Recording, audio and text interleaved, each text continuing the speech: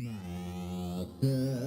olur bu hala yaktayım, beni öldürmeye mi çalıştın?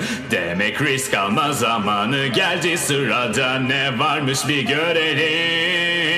Sıfırla ve devam et, çok kararlısın ama bir şey var anlayamadın. Vicdan azabı düzeltmez olanları, yok ettin sen tüm güzel anıları. Kusursuz bir dünya var, yoktur çalma çıkmalar, hiç söylenmez yalanlar ve hiç katletmez insanlar. Biz yaşardık aslında bu tertemiz dünyada, vardı tek temennimiz, biz huzura erebiliriz sensiz. Kararlı ruhun kurtuluşumuz oldu, başka çizelgede herkes mutluydu.